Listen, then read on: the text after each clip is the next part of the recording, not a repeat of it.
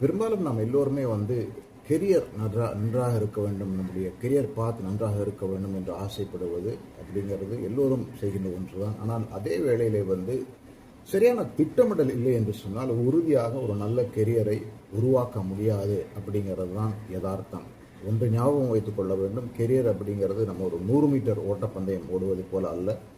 அது கிட்டத்தட்ட ஒரு மேரத்தான். அதாவது உதாரணத்திற்கு நாம் 20-21 வயதிலே வேலை செய்ய ஆரம்பிக்கிறோம் என்று சொன்னால், நம்ம ஒரு பிஸ்னஸோ இல்லை நமக்கு ஒரு ஃபேமிலி பேக்கிங்கோ இல்லை ஃபேமிலி பேக்ரவுண்ட் சொத்து அதெல்லாம் இல்லை என்று சொன்னால், நம்முடைய குடும்பம் நம்முடைய சுற்றத்தாருடைய வாழ்க்கை நன்றாக இருக்க வேண்டும் என்று சொன்னால் கிட்டத்தட்ட 25 55 அல்லது 60 வயது வரை நாம் வேலை செய்து கொண்டு இருக்க வேண்டும். அப்போ அந்த அளவுக்கு நம்முடைய அந்த கெரியர் லைஃப் டைம் வேல்யூ இருக்கணும். அந்த கெரியர் லைஃப் டைம் வேல்யூங்கிறது ரொம்ப ரொம்ப முக்கியமான ஒரு கண்ணோட்டம்.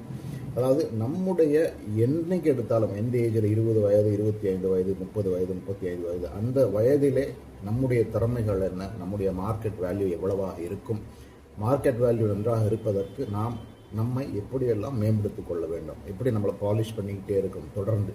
அது எல்லா விதத்திலும் சாஃப்ட் ஸ்கில்ஸாக இருக்கட்டும், ஹார்ட் ஸ்கில்ஸாக இருக்கட்டும், நம்முடைய டொமைன் ரிலேட்டட் எக்ஸ்பர்டீஸாக இருக்கட்டும், இதில் தொடர்ந்து நாம் நம்மை மேம்படுத்தி கொண்டே இருக்க வேண்டும். அதை திட்டமிடுதல் மிக மிக அவசியம்.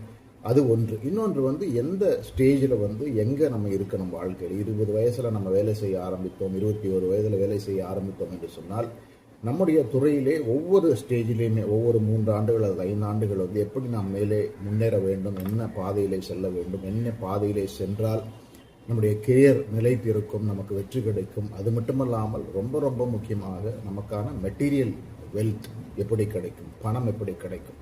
இன்றைக்கு இருக்கிற அந்த ஜென்சி கிட்ஸ் எல்லாமே பார்த்தீங்கன்னாக்க the fastest way to make 1 crore அப்படிங்கிற மாதிரி யோசிக்கிறாங்க. நம்ம காலத்தில் அதாவது ஒரு 20-30 வருடங்களுக்கு முன்னால் நம்ம மாதம் நல்ல சம்பளம் வந்தால் போதும், அந்த சம்பளத்தை வைத்து நாம் மகிழ்வோடு இருக்கலாம் நினைத்து கொண்டிருந்தோம். ஆனால் இப்போ அப்படி கிடையாது. What is a way to make a fastest 1 crore? அதற்கான திட்டமிடல். சம்பளம் மட்டுமே 1 crore கொடுத்து விடாது. அந்த சம்பளத்தை எப்படி நாம் சேமிக்க வேண்டும், இப்படி பலவாறாக மல்டிஃபெசிட்டடாக நாம் திட்டமிடவில்லை என்று சொன்னால் உறுதியாக நம்முடைய கெரியர் வெற்றி அப்படிங்கிறது மிக மிக கடினமான ஒன்று.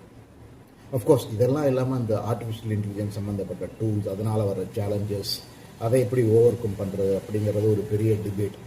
ஆக இவற்றை எல்லாம் மனதில் வைத்துக்கொண்டு நாம் நம்முடைய வாழ்க்கையை திட்டமிடவில்லை என்று சொன்னால் அதாவது என்ன படிக்க வேண்டும், என்ன படித்தா நம்ம நன்றாக இருக்க முடியும், எதில் நமக்கு பேஷன் இருக்குது, இன்ட்ரெஸ்ட் இருக்குது, இப்படி ஒரு ஹோலிஸ்டிக் கெரியர் பிளானிங் இல்லை என்று சொன்னால் உறுதியாக இனி வரும் காலங்களிலே முன்னாடி பிளைண்ட் ஃபோல்டடாக வெற்றி கிடைக்காது அப்படிங்கிறத எல்லோரும் மனதில் வைத்துக் கொள்ள வேண்டும். I am sure this is going to be useful. Thank you.